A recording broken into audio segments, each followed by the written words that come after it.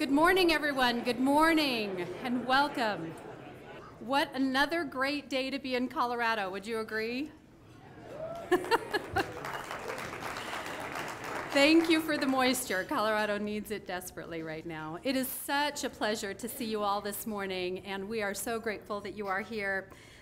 We appreciate you joining us for our annual Arvada State of the City Address. The Arvada Chamber of Commerce is proud to host our mayor this year again for his annual address. My name is Christine Jensen, and I have the privilege of serving as the chair of the Government Affairs Committee for the Arvada Chamber of Commerce. Would you please join me in welcoming Anna Schaefer, who will sing our national anthem.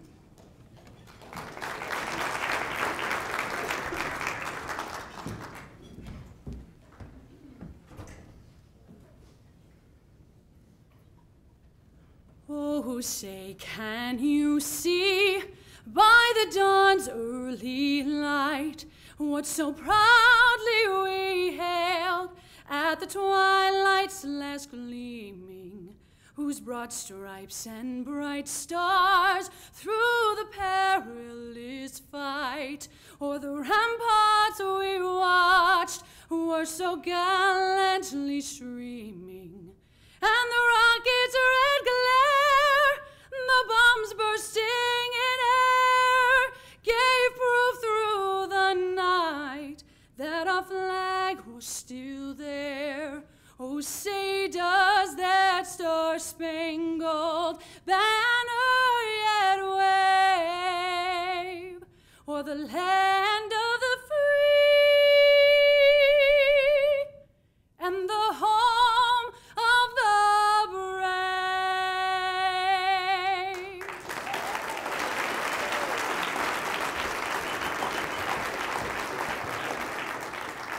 Anna Schaefer from Three Sons Italian, thank you so much for being with us this morning.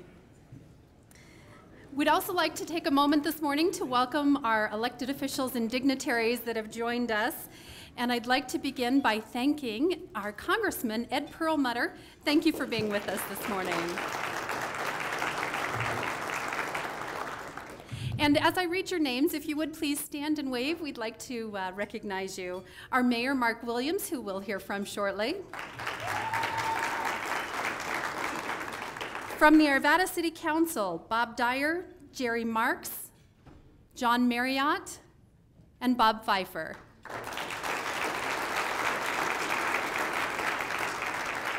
Welcome.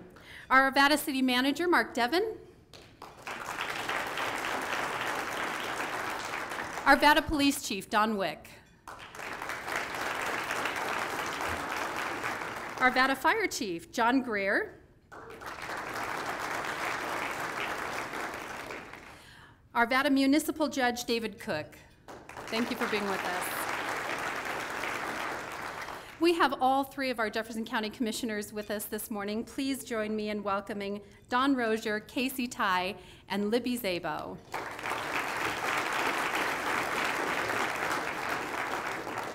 And from Adams County, Commissioner Steve Diorisio. Excuse me. Thank you. Welcome. And our Mayor Pro Tem for Lakewood, Adam Paul. Jeffco School Board Member Jill Fellman. Also from Jeffco Schools, the Chief Operating Officer Steve Bell. Thank you for being with us this morning. From our RTD Board, Lorraine Anderson. Apex Board, Jim Whitfield. The Arvada Fire Chief, John Greer. Welcome. Back there. And from the Arvada Fire Board, Bob Loveridge. We are so privileged and so grateful that we have tremendous support from our elected officials and the others in appointed offices. Thank you for being with us this morning. In addition, we had a number of very generous community partners and businesses step up today through sponsorship, and I'd like to recognize them. They helped make this event a success. As I call your names, would you please stand and be recognized? Someone from the City of Arvada as a sponsor, thank you for being with us. The Arvada Economic Development Association. Yeah, because somebody's got to be brave, someone. From the Jefferson County Economic Development, we have Kevin McCaskey, thank you. Red Rocks Community College, Ron, thank you. All right, and our community sponsors, we would like to extend our thanks to Kaiser Permanente, the Arvada Urban Renewal Authority, and Centura Health. Help me thank all of our sponsors. Today's breakfast is part of the Arvada Chamber of Commerce Third Friday Breakfast Series. The Chamber works diligently to understand the needs of our community and provide educational platforms to support our businesses and our residents. We have seen incredible growth in these events and we enjoy bringing the very exciting topics that we do. Coming soon, including the state of the county, understanding our police force, and of course, the upcoming city council elections. That's going to be quite a excitement in Arvada this year. But today we're here to learn more about the city of Arvada and the state of the city. We are lucky enough to live and work in a vibrant community with many exciting things happening. And we're fortunate to have our keynote speaker, our own mayor, Mark Williams. Mark Williams was first elected as a council member in November of 1999 and has been re-elected twice. He was elected as mayor in November of 2011. His involvement in our community began in 1979 when he was hired by the law firm of Sondheim and Helm as a second-year law clerk. The firm had formerly been the This firm had formerly been the contract city attorney and remained involved in city issues thereafter. Mr. Williams served as president of the Northwest Metro Chamber of Commerce and the First Judicial District Bar Association as a trustee for the 10 years of the Jefferson County Library Board, 2 years as its chair, and as an elected official, Mr. Williams has been active at the local, regional, state, and national level. He was founding director for the Arvada Dare Foundation, has served on the Arvada Economic Development Association Board, the Jefferson Economic Council Board, and the First Judicial District Community Corrections Board.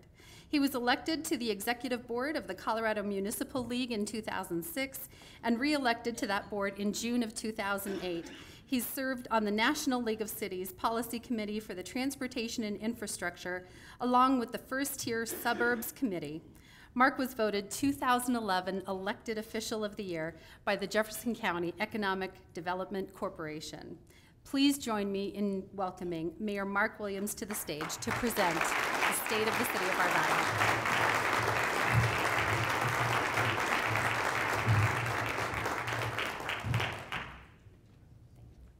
Thank you, Christine. Okay, we've had the announcements. We had that sort of introduction. I guess we're out of time, so everybody have a great day. Thank you, Mr. Rozier. I want to thank, first of all, the Chamber of Commerce, because for me, this is where it really began.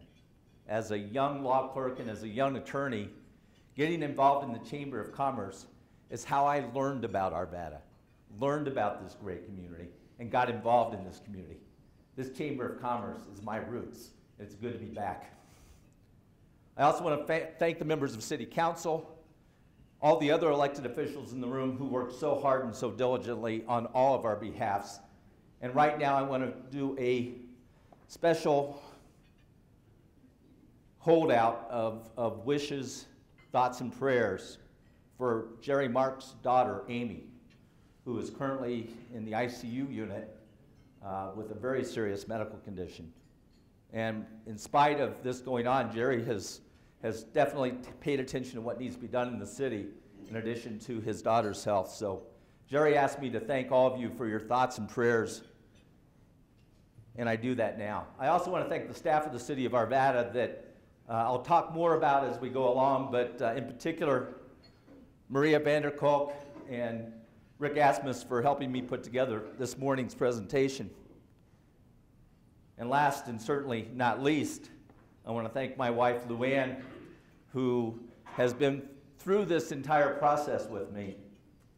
And I am so excited that she will shortly be returning to work in Arvada after working in nonprofit organizations for the last 16 years outside of the city. So welcome back, Luann.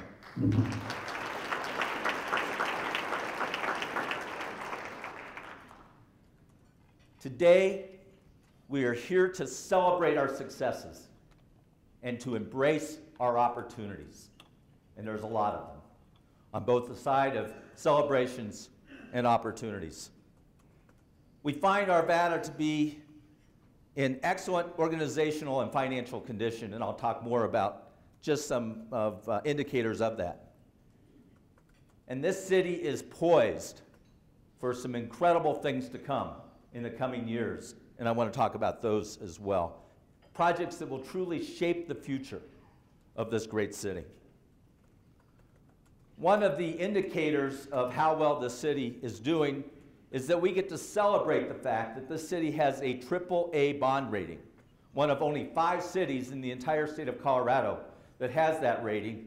And as I've said before, the federal government doesn't have that good of a rating.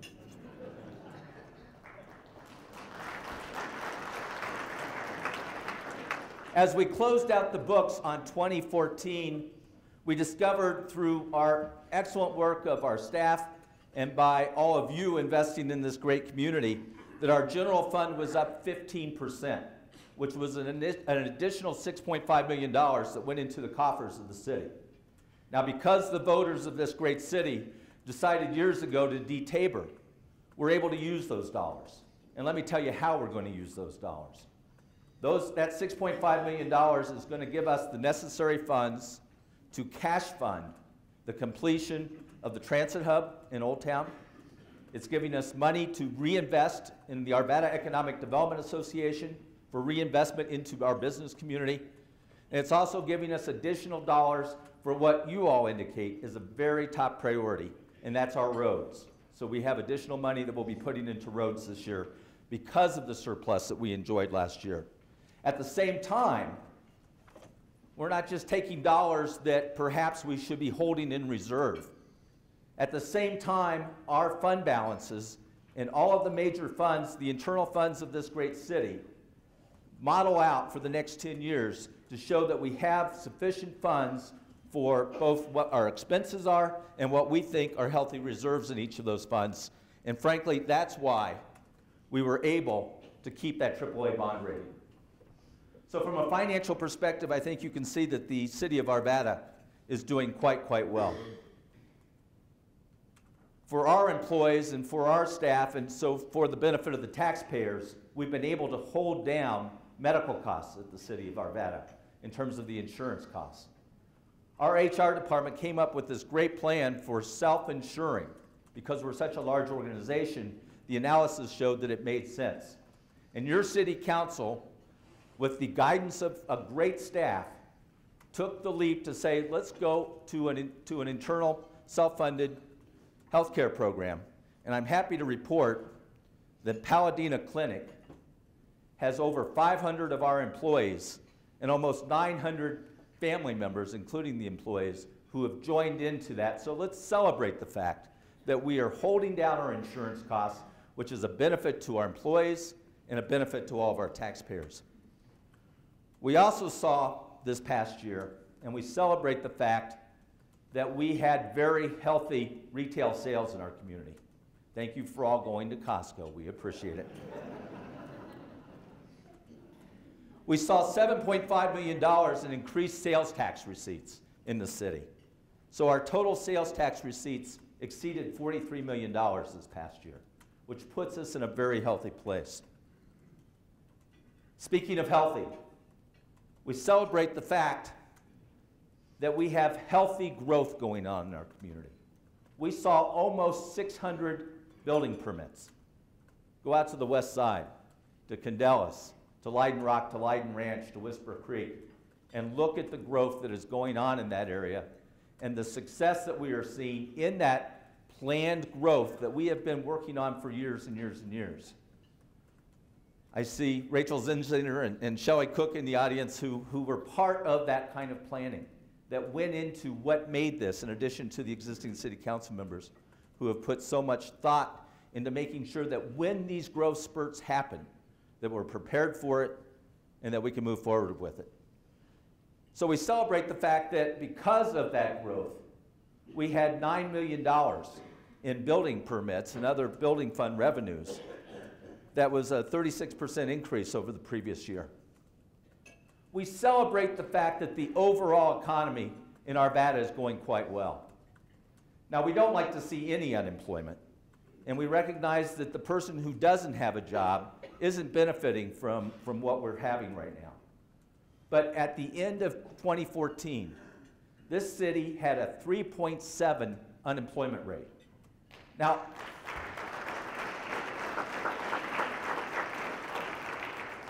Congressman Perlmutter would love to see that throughout the nation. Now, in my economics class, anything below 4% unemployment is deemed full employment. We brought our unemployment rate down in our city from the summer of 2013, brought it down by 3%. So we're able to see that because we have the right climate and because we're able to take advantage of the realities of being able to help businesses ready to grow or expand in our city, that we can create the employment opportunities. Our office vacancy rate here in Arvada is 62% lower than the Denver metropolitan area. Our industrial vacancy rate is 53% lower than the metro area. And our retail vacancy rate is 10% smaller than the Denver metropolitan area.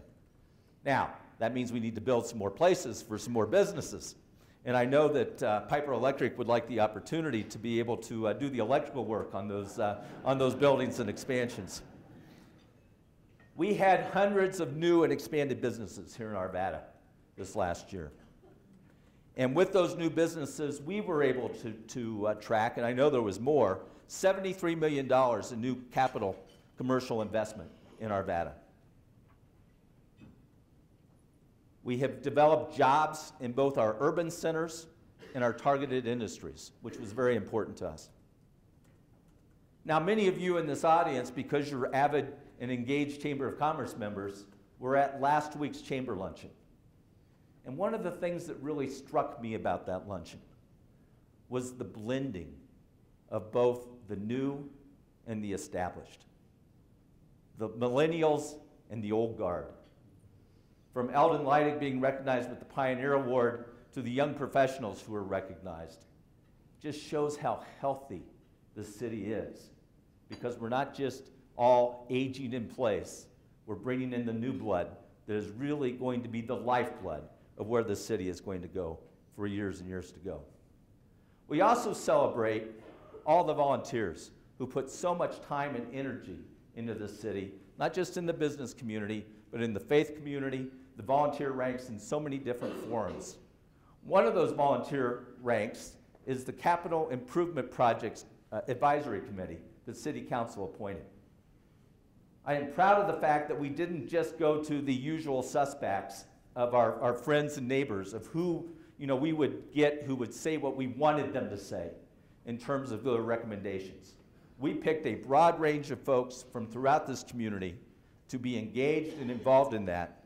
And your city council looks forward to receiving their recommendations this summer so that we can effectively plan out our capital improvement projects for years to come. And your city council embraces the opportunity to get that input, to hear from you citizens in public settings, and we embrace the challenge that we have to be able to use those dollars effectively for all of our best interests. Now let me go into a few more specifics as to what's going on. As I indicated last year, your city council has developed with the assistance of our city manager a strategic plan that works in 4 fundamental areas: growth and economic development, infrastructure, vibrant community and neighborhoods, and organizational and service effectiveness. Let's talk first about growth and economic development. You may have heard that there's this little project called the Gold Line that's going to be coming to Arvada. We celebrate the fact that the Gold Line is coming to Arvada.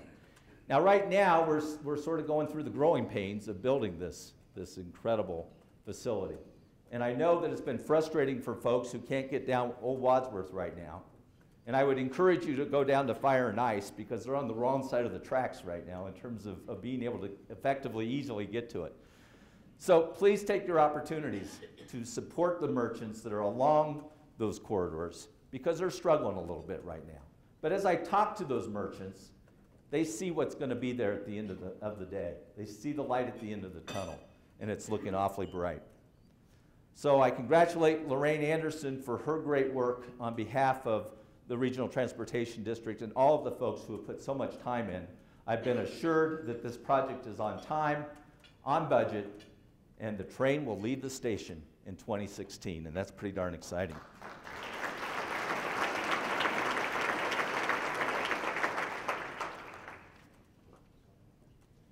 As part of our work for the Gold Line, for that commuter rail, is recognizing that we need to take advantage of the opportunities that are presented along that Gold Line. An important part of that was to make sure that we build proper stations.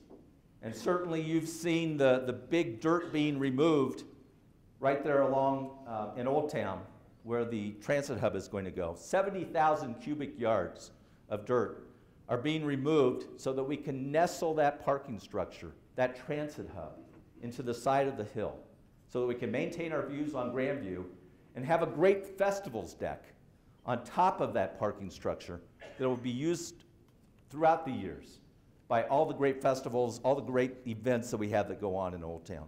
And it's going to bring us some very necessary parking. The Arvada Ridge Station, there's a tunnel that goes underneath the tracks that will make it safe for folks to be able to get to that platform, and that tunnel is almost completed. And then the Sheridan Station platform is also moving along quite well. I'm here to announce today, and I saw that there were a few announcements that the Chamber was sort of queuing up to entice you to come today. Well, this is one of them.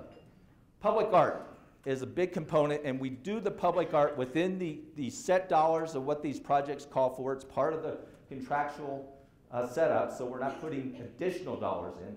But let me show you the 3 different public art pieces that are going to go at the different stations. The one on the upper left will be at Kipling Ridge, and it sort of, as you walk along it, it changes in color, and it's to sort of signify and I sort of bring out the thoughts of what Arvada was, a farming community. So this is to represent fields. The upper right is a cut-up rail line. It's going to be made out of granite. And it's to show that rail was truly the backbone of what made Arvada come to where it is today. And the bottom one, no surprise, will go at the Sheridan Gold Strike Park station.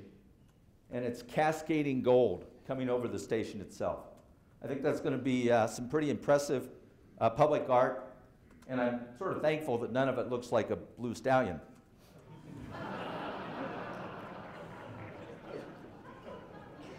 Another aspect of transit-oriented development is to make sure you effectively use the space that you have around the stations. So the City of Arvada, the Arvada Urban Renewal Authority, the Regional Transportation District, and Trammell Crow have all come together on where the existing park and ride is at 56th and Wadsworth to put the plans together for what is going to be a very exciting mix of retail, residential, cross your fingers, a specialty grocery store. Much needed in that area, and we think that we can pull it off. There's going to be about a $60 million investment in our community by the private sector to pull that together.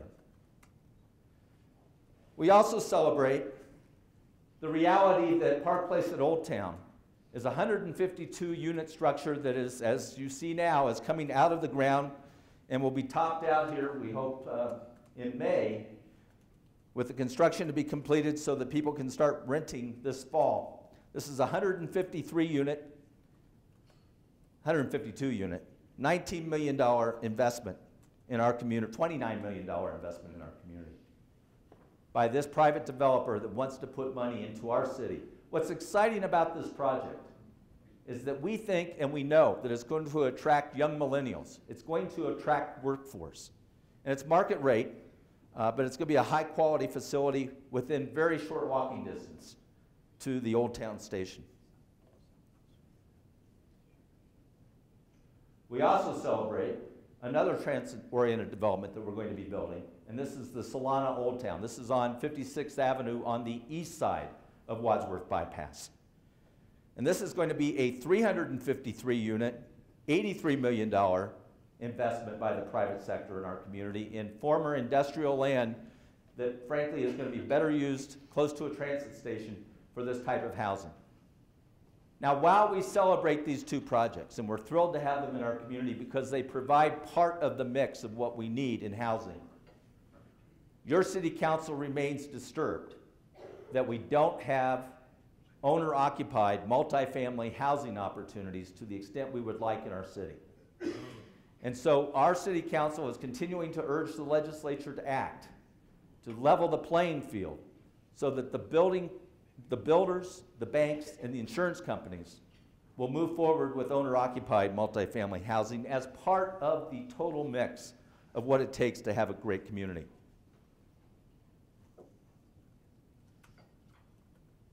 You may have heard over the years that Arvada doesn't have a hotel. That doesn't come as a surprise to City Council, and it's been a point of great frustration for us that we didn't have a quality hotel right in the heart of our city. We're very pleased that the development community has come forward with the proposal for the Hilton Garden Inn, a 137-room, full-service hotel with a restaurant, a bar, 3,000 square feet of meeting rooms, a swimming pool, and exercise facilities for their guests. This is a full-service hotel, and we're thrilled that they want to come to Arvada.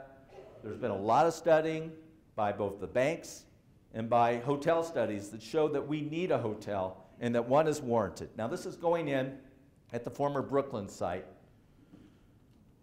where the church is currently. And the Vineyard Church, when they moved into this site, knew that they were there on a short-term basis. And Pastor Jay and his congregation have been great about recognizing that the time has come for them to relocate, and the city is working with them to find them a great place. And we hope that that's going to be here in Arvada, because they've been a real asset in terms of what they provide to our community. Ralston Creek, the old Triangle area. It's been rebranded. You're going to, you see right now a huge dirt pile, and that dirt pile is for the AutoZone. It will relocate to the front of the site, and that construction, that dirt move is going on, and the work's going forward on that. And Walmart will break ground this summer on a $38 million investment on the south side of Ralston Road for a great project for our community, with other tenants still to come. On the north side,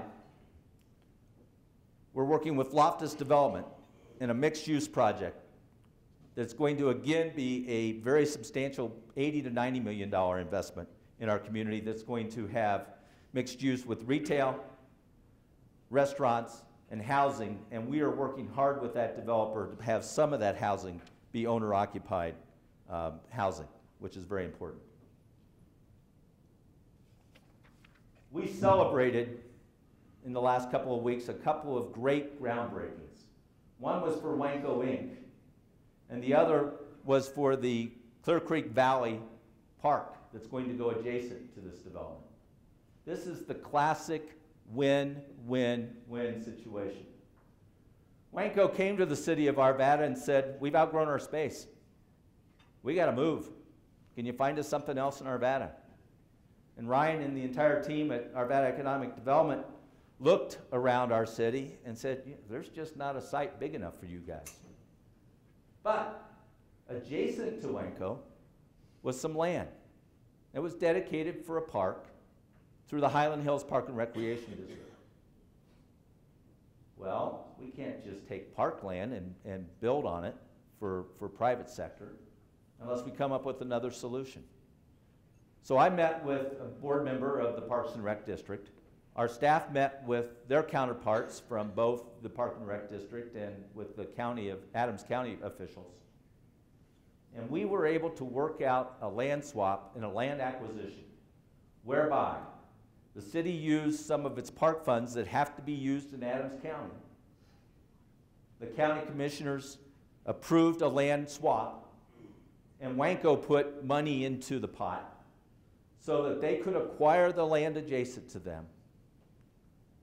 Almost double, more than double their operations, adding, I think, about 100 new employees is what they're going to be adding, so that they get to stay in Arvada as a primary employer, providing necessary services. They do the big signs that you see along the highway, the emergency signs and the information signs, those big orange signs.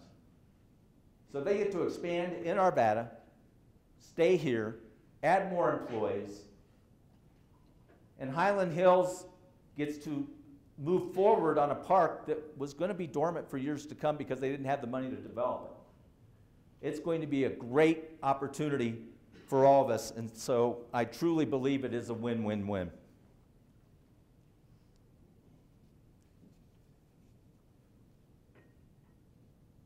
I have another announcement to make. The Rocky Mountain Children's Health Foundation Board of Directors has recently decided to move its operations and its Mother's Milk Bank from Presbyterian St. Luke's Hospital down in Denver out here to Arvada at 54th and Marshall Street. Let me tell you a little bit about Rocky Mountain Children's Health Foundation. They help over 2,000 families a year with financial and other assistance.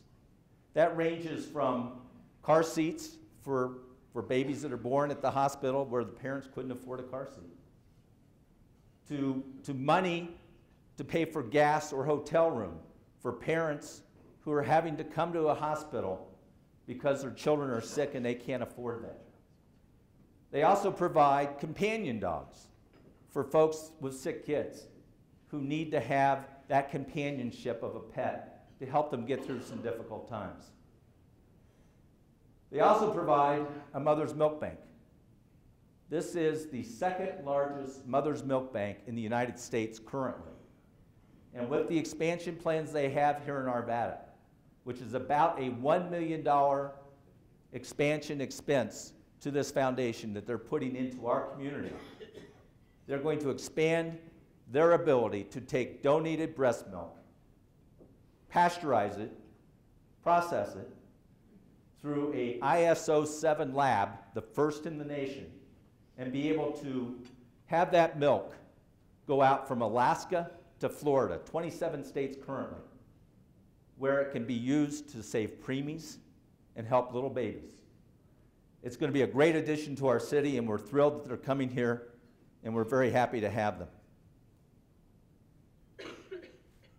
Now I have a very special announcement. Red Rocks Community College, nestled in the hilltop there off of Kipling, just north of where the Kipling Ridge Station, has recently announced that they're going to do a 50,000 square foot expansion in our city.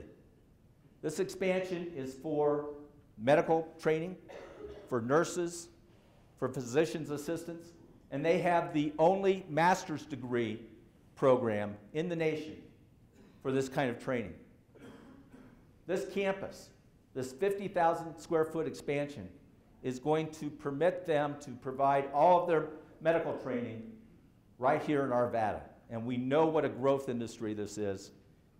And your city council, recognizing both the social and financial benefit of having Red Rocks Community College expand in our city with this project, has directed the city staff to work out arrangements to make a $1 million investment from the city of Arvada to Red Rocks Community College.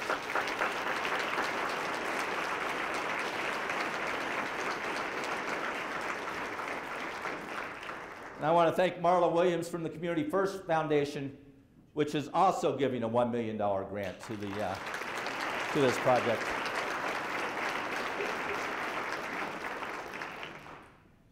The city of Arvada wasn't going to be outdone, and we thought that we thought that this was a very important project to come to our city, and I am thrilled to announce our ability within our existing funds to make this happen. The second area of our master planning and our long-term planning and our strategic planning is infrastructure. You see there gross reservoir and drinking water. I'm happy to report, and maybe it's partially because of what's going on out there today, that the snowpack is appropriate for the city this year in terms of what's going on in the mountains. Our reservoirs are full, so there will not be any watering restrictions this year. Now, we still want you to conserve water, and Luann will chew me out for saying this, but it's still a good idea to shower with a friend.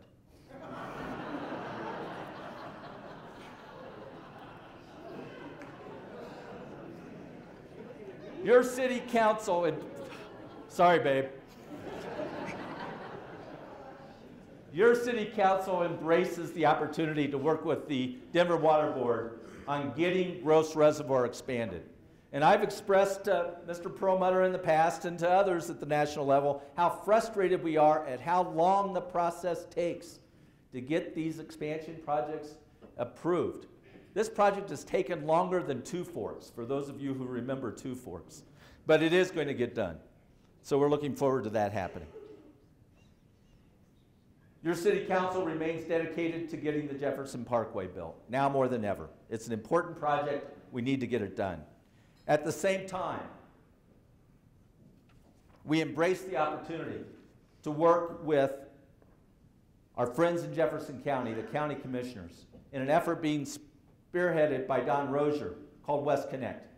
And what West Connect is our efforts region-wide to address all the traffic concerns on our major thoroughfares throughout Jefferson County and actually into Boulder County as well. Now, we do have the players at the table: Golden, Superior, Arvada, Lakewood, Golden, Jefferson County Commissioners. We're all at the table working on this together to address these issues, and we're optimistic that this becomes the big solution to get the Beltway completed all the way around the Denver metropolitan area. Now, on a smaller scale, we've got another completion that needs to happen in terms of transportation, and that's our walking transportation. We have 25 miles of sidewalk missing connections in our city, and your city council has pledged to make a dent in that by 2019 to get additional sidewalks built to make this truly a walkable community, because that's very important to us. We're working on our infrastructure, we're working on our streets. We recognize that we need to put additional funds into that, and we intend to put additional funds into making sure that our roadways greatly improve. We celebrate the fact that last year we spent $5 million on 32 lane miles within our city, and we embrace the opportunity to do even more. Our third priority area is vibrant community and neighborhoods. With the Griffith Station Park, Britton Park, the Clear Creek Valley Park, you've seen that we are really working hard on a variety of parks, and this completes and stays with a goal that was frankly established 50 years ago by former city councils, to have a neighborhood park within 10-minute walk of every resident of the city of Arvada, and we're recognized for our parks, and I'm so very proud of them. And these are just some more parks that we're moving forward. And with the Clear Creek Valley Park in southeast Arvada, it really fits a missing need. So we currently have 10 new parks designed or under construction. We also embrace the opportunity that is coming together as a region, and I know Congressmember Perlmutter is very involved in this, for the Rocky Mountain Greenway Trail. This trail goes from the Rocky Mountain Arsenal to Two Ponds to the Rocky Flats National Wildlife Refuge. And this is being done without an input of any city tax dollars. So we're really going to be the beneficiary of a trail system that goes throughout our region with two very important stops right here in our city. We've had, over the last year, many requests from our residents and businesses for a program that we've developed called Resource Smart. This is a program whereby we do an inventory and we assist businesses and residents in looking at what their energy costs are. And not only do we do an assessment, it's sort of a one-stop shop because we also then provide the tools for being able to implement cost savings. And we've seen through this program some great savings for folks of energy, which by its very definition has saved them money. In addition to our annual recycling program, and are you as amused as I am that when you put your stuff out for the recycling program, more of it gets picked up by somebody else than the hauler who's eventually going to pick it up? That's a form of recycling right there. But in addition to that program, we've worked with the Sustainability organization up there in the upper right, which is a great nonprofit organization that works with developmentally disabled folks.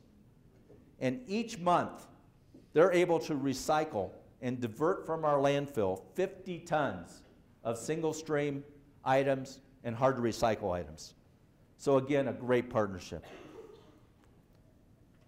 We celebrate, in addition to the fact that we've got healthy water, and again, take a shower with a friend, but we do have some great programs with our Garden in a Box and our Slow the Flow audits as additional ways to save water. We also embrace our work with the Healthy Places, and we've got some folks from them here today. The Healthy Places initiative engaged well over 1,100 individuals to help prioritize our infrastructure, to look at improvements we can make, and to have healthy programming within our town. Some of this programming involves things like leading bike rides or hikes so that people can see, hey, it's not that difficult to get from my house to the train station or to get to the grocery store, to encourage people to get out of their cars, be healthy, walk. It's a great program. And as part of that, we're going to put in more of the wayfinding signs so that people who aren't as used to being in Arvada, who don't live here every day, will be able to find their way by walking or by biking to get to the great places that we have in our community. No place can be a vibrant community without being a safe community. And I am so very proud of our police department and so very proud that Arvada boasts one of the lowest crime rates for a city of its size in the entire nation.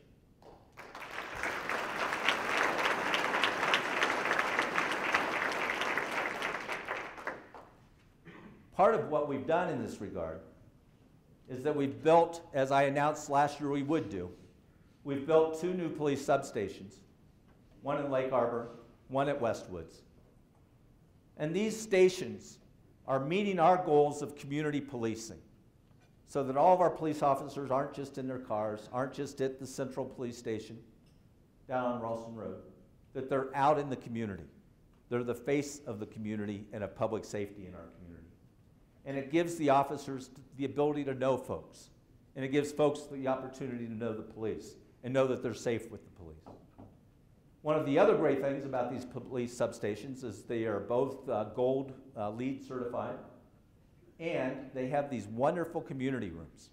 And I would encourage you to sign up, they're free, to use those community rooms, and they've been used quite a bit. Now, on a bit of a serious note from the perspective of that things are not always rosy for everyone. We have a homelessness issue here in Arvada.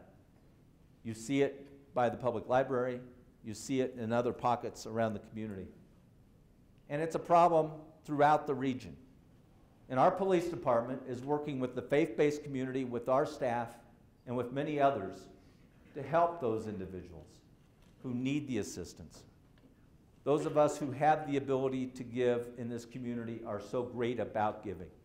And so we will continue to work on that issue throughout this coming year. And we ask all of you to join us in partners in that effort. Our 4th area of emphasis is organization and service effectiveness. Let me tell you, Mark Devon gets goosebumps every single time we talk about focus and we talk about organizational effectiveness. And I've got an email to prove it. Our budgets have been converted to a 10-year model. All of our strategic business plans look at performance outcomes so that this can be a truly efficient, great organization that uses your money wisely in the best possible way. Our strategic business plans are going very well. We're thrilled to have them. And so we hope Mark Devon continues to get ghost bumps. This great facility we're in here today, it wins awards locally, regionally, statewide, and nationally because of the great programming it has and because what all of us have put into making it so very great. You see the Sculpture in the Field program, which recently won some awards. But we've got to do some things as it pertains to the Arvada Center. And I see Ken Feldman in the audience. Oh yeah, he was another elected official here at one point. Sorry about that, Ken. Ken Feldman is working on behalf of the Arvada Center, along with Bob Dyer, along with others who are putting a lot of time and energy into what's going to be the proper governance plan for the Arvada Center in the years to come. Because we need to raise the bar. We want to see additional investment in the Arvada Center, and we think that needs to happen through nonprofits and the philanthropic community. So we are working very diligently to come up with a governance plan that will encourage greater investment from nonprofits and the philanthropic community, while at the same time making sure that this facility represents the very best of what is Arvada.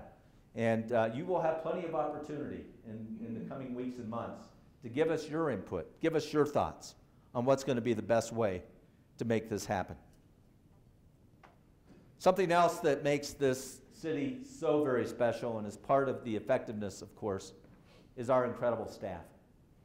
I just got some information that, I know we've got a great staff, and I know they do great work, but some of the unseen work is what's so very special. We've got an employee group that gathers toothbrushes and toothpaste to go into the backpack program at the food bank. We've got employee groups that gather Valentines and Valentine's boxes for kiddos at the elementary schools at Valentine's Day. You see the preschoolers come in their Halloween costumes coming through City Hall.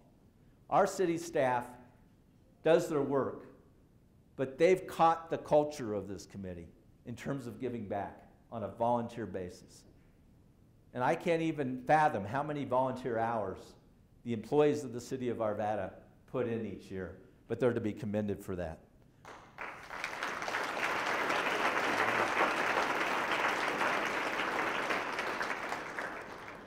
Our employees were recently polled in a poll being put together by the Denver Post. And the Denver Post does this periodically, and the city of Arvada has participated 2 years. And back in 2012, we were recognized as a top workplace. And I'm very pleased that, again, Arvada was named in 2015 as the Denver Post top workplace. And we celebrate that fact, and we thank our employees who give so much to make sure that this is a great place for them to work. It's a great city, and it's certainly recognized by this top workplace award. What makes it so very special is that Arvada, of the 100 top employers, was the only city in the entire Denver metropolitan area named as a top employer.